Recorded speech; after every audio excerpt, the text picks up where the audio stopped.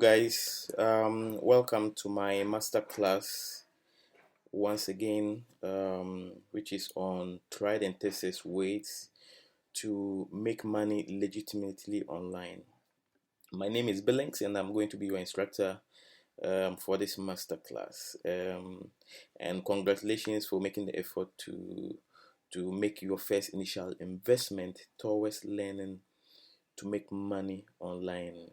In fact, by taking this step alone, you've already shown that you are ready to learn and to make money and to be independent in life, not just online, but in life in general. Because people who take the effort to make investments into learning new things are the people who normally push forward in life. So, congratulations once again. You are one step away from making money on the internet. So, what are the key requirements for success in this endeavor? As I always tell anybody, okay, and as I told you during the other video, okay, you only need two things, which is access to the internet and then computer literacy. Computer literacy means that once you can operate a computer, you can put it on, you can go online, you can browse. These are the only requirements. The third requirement I may add will be your mindset, okay. You need to have that success mindset, the positive mindset that you believe is going to happen and that you are going to make it. Okay. So apart from this, there's nothing else you need. So once you and I'm sure anybody watching this course right now already has these two things that I'm talking about. Okay. Let me make it clear that in as much as I promise that you are going to make money online, okay, but I want you to understand this is not a get rich quick scheme, okay.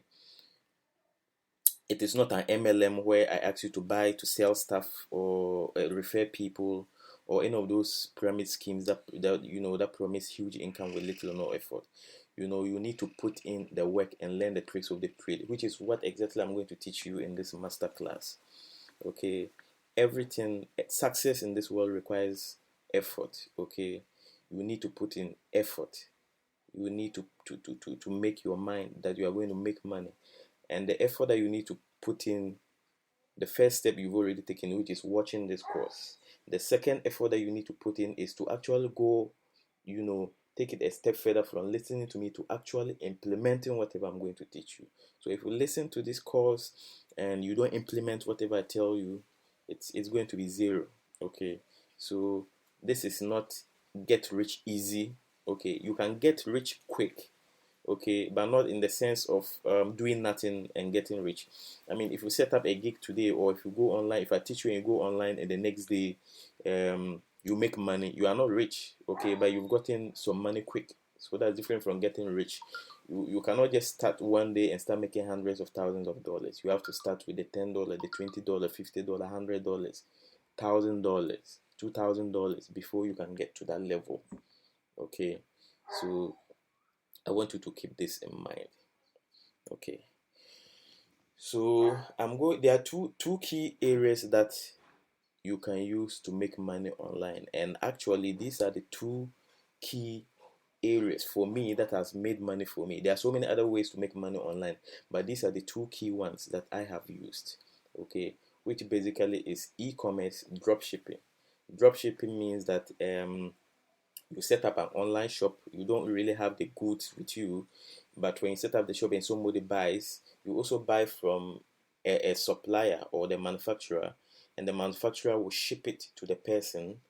Okay, the person gets their product without you getting into contact with the product. So it's a seamless way of selling products without actually holding inventory. So because of that, you don't need a lot of capital to go into it. All you need to just do is set up a website, get the supplier that says, okay, I'll give it to you at, let's say, I'll give it to you at $2. You can sell it for $10. Now, when the customer comes to your website and they place the order, okay, the system will automatically alert the supplier and credit the supplier with the $2. So the $8 is your profit. So once the supplier receives the $2, he receives the customer details and everything. So if the supplier is in China, he ships directly from China to the customer in US or in Ghana, in Nigeria, without you getting in touch with the product. But then the customer thinks that it's coming from your store. So that's basically what drop shipping is about. Okay.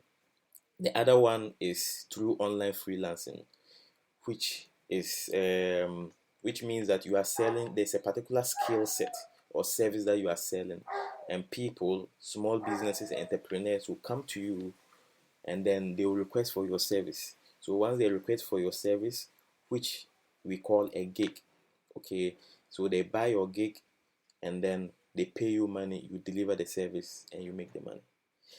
And this was how I started, online, okay, because I had to accumulate some money before I went into drop shipping.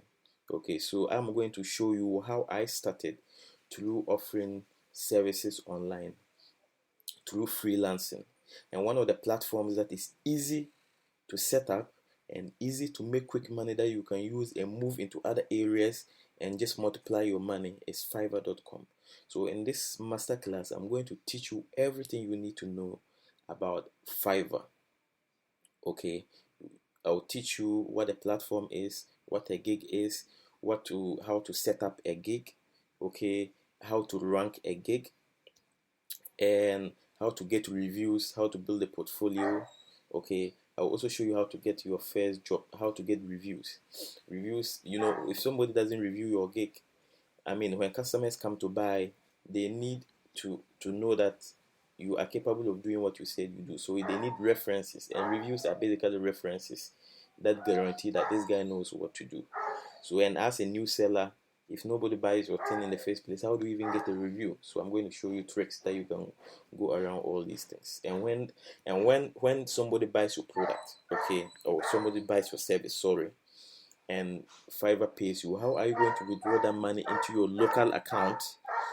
Sorry, my dog is just making noise, but I hope you bear with me. So when somebody pays you, how do you get your money to your local account in Ghana? I'm going to show you how to move the money into your local account.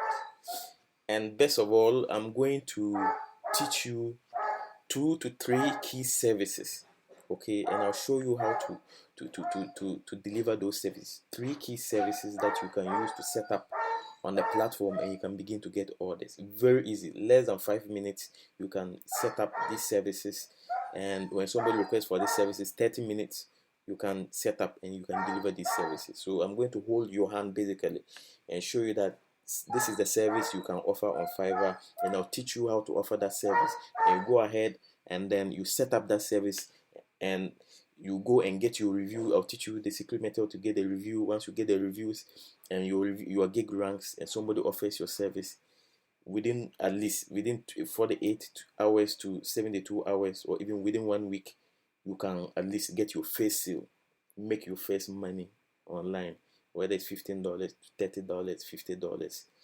The pricing depends on yours. So I'll show you all the tricks. Okay. So the question is, what is Fiverr and what is the gig economy? Platforms like Fiverr has evolved out of the need for businesses to get people to work for them as freelancers, and the need for businesses to request the services of freelancers has been spurred by what we call the emergence of the gig economy. And this gig economy, initially, gig was a service or a job that was popular within the entertainment industry, basically musicians. So a musician will say, "Oh, I've got a gig here. I've got a gig here." So it means it's a service that you just go. They go to play at this place, play at that place. That was a gig, okay. But with the introduction of the internet, okay, which means that people can now work anywhere at all in the world as long as you have a computer and you have internet access.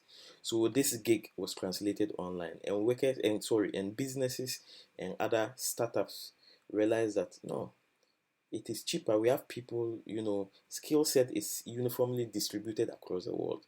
The only problem is that some people just don't have the access. Okay, so third world countries, for example, developing countries, there are people with skill set. okay, but there are no jobs in third world countries, and because there are no jobs, the cost of skill set is so cheap. So businesses realize that they can begin to outsource. So India, you realize in the early 2000s, India was one of the countries that got the boom, okay, in terms of jobs. India was it exploded in IT services.